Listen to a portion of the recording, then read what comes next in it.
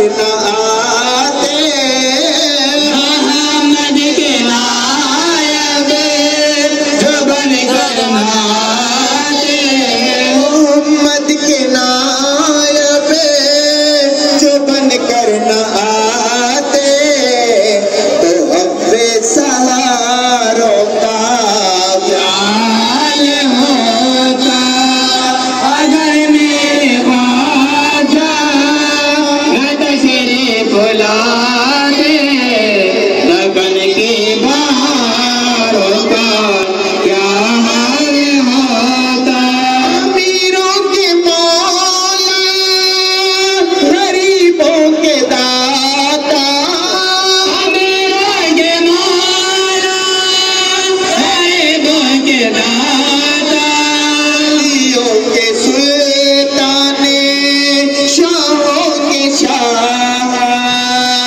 गरीबन नवाजी तुम्हारी न होती, गरीबन नवाजी तुम्हारी न होती, अमीरों गरीबों का क्या हाल होता अगर मेरे ख्वाजा तशरीफ लाते, लगन के बहारों का क्या हाल होता। ख्वाजा बंदा नवाज का नाम शामिल नहीं था। जब शेखुल इस्लाम ने नाम को पढ़ा तो उस वक्त ज़ैनुद्दीन से कहा, ज़ैनुद्दीन ये जो तुमने नाम मुझे दिए हैं, इस नाम वाले को कह दो, इन नाम वालों को कह दो कि वो अपनी ईमान की खबर ले, क्योंकि खिलाफत संभालना हर किसी के बस की बात नहीं, लिहाजा दूसरी फहरिस्त पेश करो। नसीरुद्दीन की बारगाह में ज़ैनुद्दीन ने दूसरी फहरिस्त पेश की। तो हज़रात मोहतरम उस फहरिस्त में भी सरकार बंदा नवाज का नाम शामिल नहीं। जब शामिल नहीं था तो नसीरुद्दीन महमूद चरागे दहलवी ने ज़ैनुद्दीन से कहा, तूने मोहम्मद सैयद हुसैनी का नाम क्यों नहीं लिखा? वो थर्राया, फिर उस फहरिस्त में बंदा नवाज का नाम लिखा। जब बंदा नवाज का नाम लिखा तो सरकार के पीर मुर्शिद नसीरुद्दीन महमूद चरागे दहलवी का विसाल होता। विसाल होने के बाद तीजे के बाद सरकार बंदा नवाज मशाइख की तख्त पर बैठते हैं और मुरीदों को तलकीन करते हैं।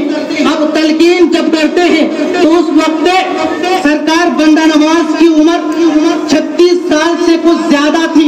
हजरात मोहतरम, अब इस वाक़या से ये पता चला, मालूम हुआ कि पीर की निगाह पर, अपने शेख की निगाह पर सरकार बंदा नवाज किस तरीके से कामिल थे। ये फहरिस्त में नाम नहीं तो पीर ने उस फहरिस्त को दूर कर दिया। दूसरे फहरिस्त में भी नाम नहीं तो सरकार ने उस फहरिस्त को भी दूर कर दिया।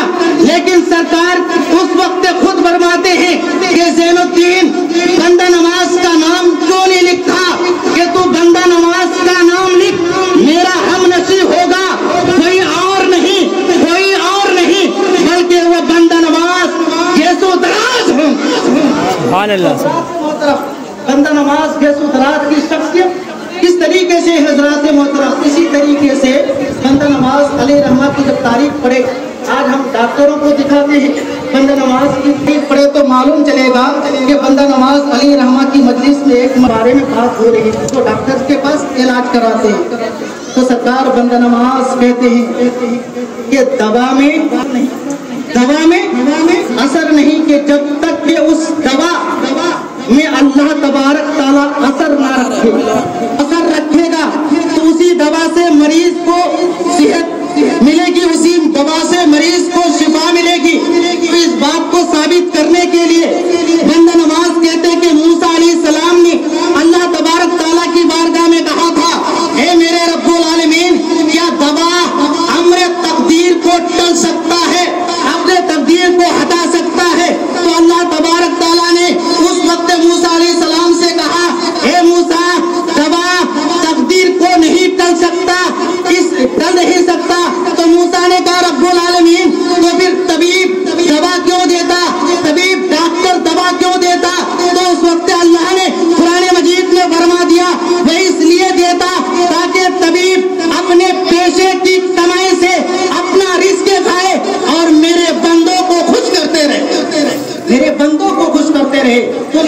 हजरात मोहतरम बंदा नमाज कहते दवा में असर नहीं, बल्कि उस वक्त से असर जो दवा असर करेगी कि जब तक कि अल्लाह तबारक ताला उस दवा में असर ना डाले, असर होने से ही वो दवा असर करेगी।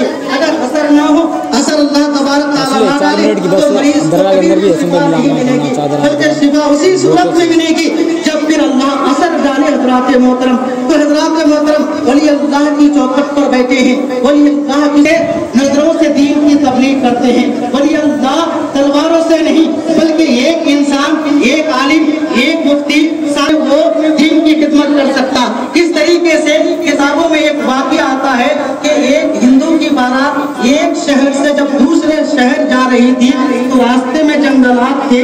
तब जंगलात की वजह से रास्ते भूल जाते हैं, भटक जाते हैं तो क्या देखते कि उसी जंगल में एक दुर्वेश, एक फकीर झोपड़ी बांध करके झोपड़ी में बैठे हुए जिक्रुल्लाह में मशगूल है। तो बारातियों में से किसी ने कहा कि इस दुर्वेश से जाकर पूछते हैं कि हमें रास्ता भूल गए हैं, रास्ते का पता बता दीजिए। तो किसी ने कहा कि ये तो दुर्वेश है, फकीर आदमी है, इसे रास्ते का क्या पता। तो फिर एक आदमी ने कहा कि ऐसा पूछने में क्या है, पूछ लेते हैं, पूछने में क्या जाता है। आखिर पढ़ा, करने के बाद सारे बाराती आगे बढ़ते हैं और उस फकीर के झोपड़े पास जाते हैं और कहते कि बाबा